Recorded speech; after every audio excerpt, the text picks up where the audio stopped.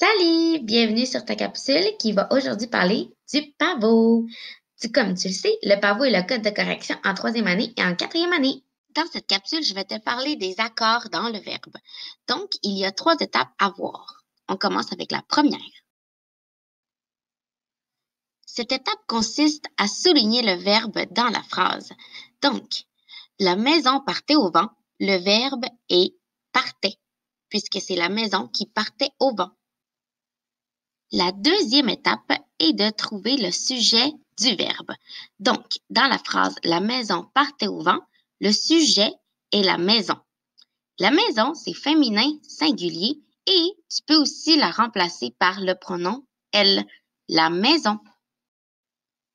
La troisième étape est de trouver et de vérifier la conjugaison du verbe.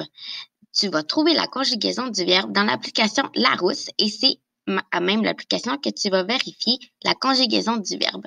Le verbe partait à l'imparfait finit bien par un T lorsqu'on le conjugue avec le pronom elle. Et c'est exactement là que tu me dis « Oh, c'est tellement facile les accords de verbe! » Et c'est exactement là que je te dis « Stop! On a des choses à arranger! » Donc, dans cette capsule, on va se concentrer dans la vérification de la conjugaison du verbe dans l'application du Larousse.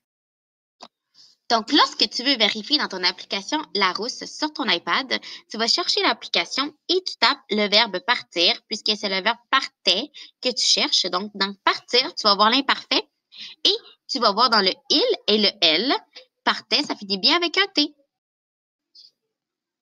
Donc, on va commencer par l'étude d'un texte pour devenir meilleur dans la recherche de conjugaison de verbes. Thomas et Juno sommes dans le parc avec leurs amis. Ces 2 amis vont au parc chaque jour. Ils ont des meilleurs amis depuis la maternelle. Donc, pour la première phrase, tu vas chercher bien évidemment le verbe. Le verbe, c'est somme. Tu vas ensuite chercher le sujet du verbe qui est Thomas et Juno. Thomas et Juno, c'est masculin pluriel et tu peux le remplacer par le pronom il. Donc, après avoir trouvé que c'est masculin pluriel et il, tu vas prendre ton application Larousse et tu vas chercher le verbe être. Dans somme, c'est écrit il ou elle sont. Donc, on va barrer et on va corriger somme par sont. Thomas et Juno sont au parc avec leurs amis. Pour la deuxième phrase, tu vas voir le verbe vont. Et le sujet de ce verbe-là, c'est ces 2 amis. Ces 2 amis, c'est masculin pluriel et tu peux le remplacer par le pronom il.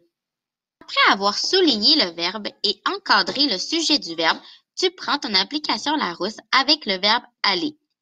Il, le pronom il, ça s'écrit vont, donc c'est bien écrit. Pour la troisième phrase, le verbe c'est ont, donc c'est lui qui est souligné. Tu vas avoir le pronom il, et c'est bien sûr le pronom il, tu vas voir dans ton application Larousse dans le verbe être et il, ça s'écrit sont. Donc, on va le barrer et on va corriger on par sont. Après toute cette correction, on relit le texte. Thomas et Juno sont au parc avec leurs amis. Ces 2 amis vont au parc chaque jour. Ils sont des meilleurs amis depuis la maternelle. Ouh! T'as réussi! Wouhou! Après toute cette révision, voici les 3 étapes pour l'accord des verbes. Souligner le verbe, trouver le sujet du verbe, vérifier la conjugaison du verbe avec l'application et bien sûr, relis ton texte à la fin. Donc, voici un texte avec lequel tu peux te pratiquer pour l'accord des verbes. Hier, nous avons un problème. Les voitures étaient dans la neige. J'avais une pelle pour sortir mon auto et aider mes voisins. Tu peux vérifier avec ton application Larousse. Les verbes à l'imparfait sont conjugués avec les sujets. Fais bien attention.